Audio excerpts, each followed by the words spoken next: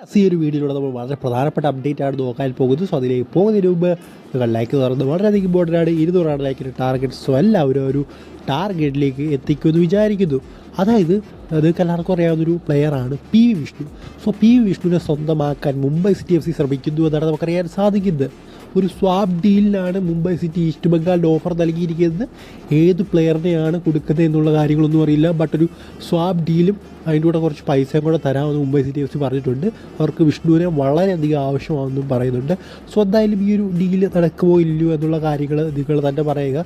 എനിക്കറിയില്ല, ചിലപ്പോൾ എന്ത് വേണമെങ്കിലും ഈസ്റ്റ് ബംഗാൾ എടുക്കുക. ഈസ്റ്റ് ബംഗാളാണ് ആൾക്കാർ, അവർക്ക് എന്താ പറയുക, സോഷ്യൽ മീഡിയയിലെ 3-4 പേര് വിഷ്ണുവിനെക്കുറിച്ച് പൊക്കി പറഞ്ഞു കഴിഞ്ഞാൽ ഉടനെ ഞങ്ങൾ ആർക്കും വിഷ്ണുവിനെ വിട്ടുകൊടുക്കില്ല, ഞങ്ങൾക്ക് തന്നെ വേണം എന്നൊക്കെ പറയുന്ന ടീംസാണ്. സോ അത്രയൊക്കെ ഉള്ളൂ. സോ എന്തായാലും വിഷ്ണു പോവോ ഇല്ലയോ എന്നൊക്കെ നോക്കാം.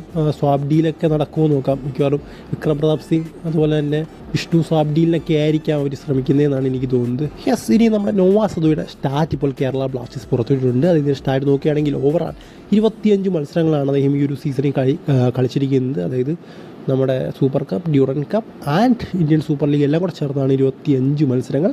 സോ ഇന്ന് 14 ഗോളുകളും 7 അസിസ്റ്റുമാണ് നോവാ സദോയുടെ പേരുള്ളത്. സോ എന്തായാലും അത്യാവശ്യം നല്ല സ്റ്റാർട്ടായിട്ടാണ് എനിക്ക് തോന്നുന്നത്. അത്യാവശ്യം നല്ലതല്ല, മികച്ച സ്റ്റാർട്ട് തന്നെയാണ്. കാരണം 25 കളിയിൽ നിന്ന് 21 ഗോൾ കോൺട്രിബ്യൂഷൻ, അത് ഭയങ്കര വലിയ സ്റ്റാർട്ടാണ്.